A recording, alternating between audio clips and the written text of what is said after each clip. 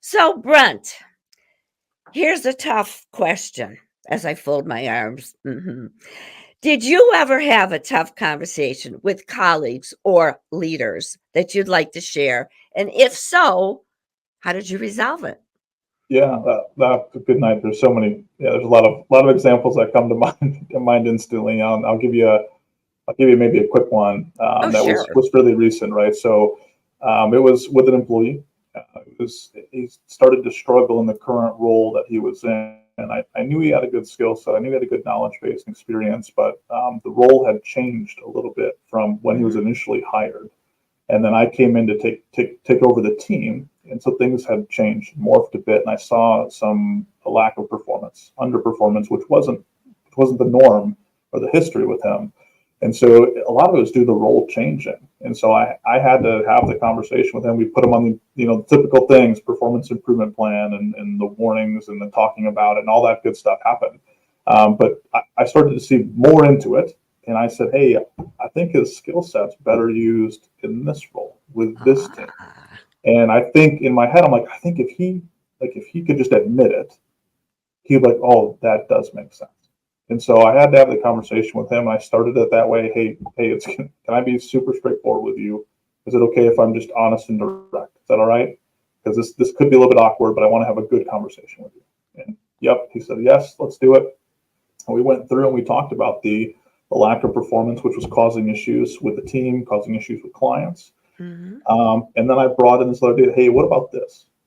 What about this? And I could start to see as I'm listening and I'm watching his response, I could start to kind of see the dots connecting in his brain almost that, oh, this is interesting. This could be a thing.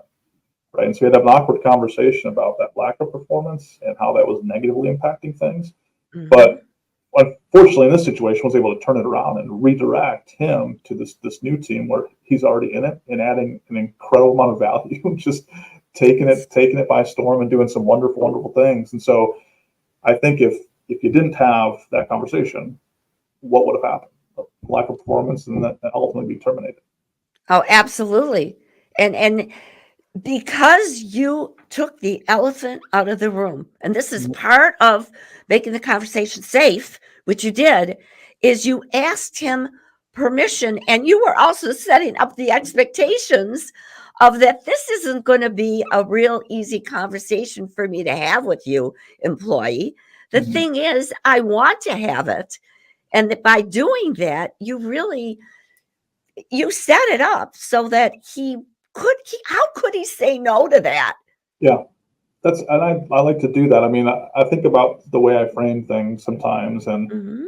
I'm thinking, well, is a reasonable person going to say no? Of course, you'll find somebody who's just a complete jerk, and they're going to say, maybe they say no to you, but Sure. 9 times out of 10, you can set up a conversation to where they're going to enter that conversation with you. And regardless, for my position, is it's going to happen. Like this conversation is going to happen. We Sure. both know that it's going to happen.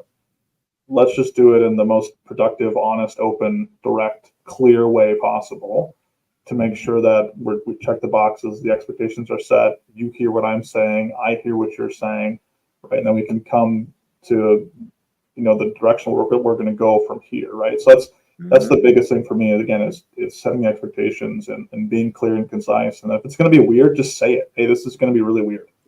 This is going to Thank be you. awkward, Thank you. because it's going to be. It is. Everybody's had those conversations, whether it's an awkward, weird conversation. I just say it.